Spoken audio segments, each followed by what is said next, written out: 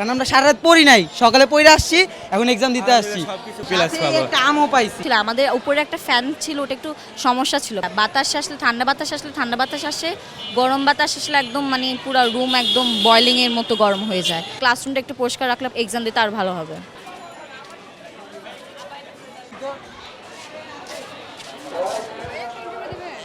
আজকে পরীক্ষা একদম মানে আমি তো টেস্ট পেপার অনেক 1100-র মতো অবজেক্টিভ সলভ করছি, তো ওখান থেকে কমন পড়ে গেছে একদম। টেস্ট পেপার থেকে হুবহু দিছে। আমি মনে করছিলাম ঘুরায় পেঁচায় দিবে, ঘুরায় পেঁচে দিল না, এটাই আমি আলহামদুলিল্লাহ। আর হচ্ছে অনেক গরম ছিল তো একটু অসুবিধা হয়েছে, আর অনেক গরম ছিল এটাই।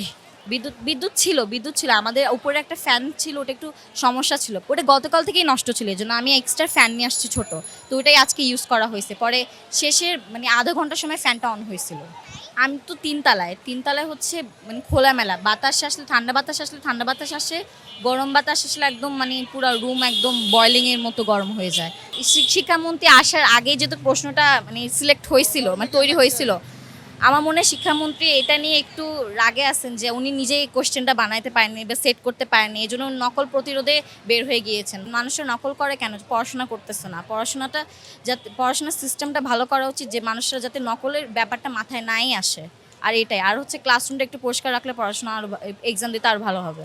দেখা দেখি মানে ঘাট একটু করা ছিল, মানে দেখা দেখি এত করতে পারিনি।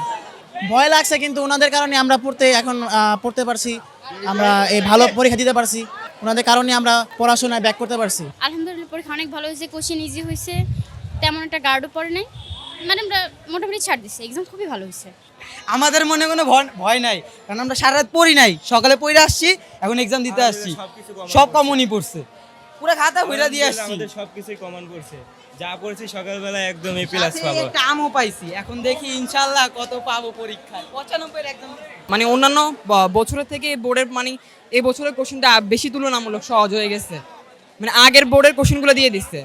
আলহামদুলিল্লাহ ভালো, এমসিকিউটা একটু বেশি ভালো হয়েছে, বাট যদি সৃজনশীলের কথা বলি, এটা হচ্ছে কমন বেশি পড়ে নাই, তো এটা হচ্ছে A+ পর্যন্ত যাইতে পারবো না।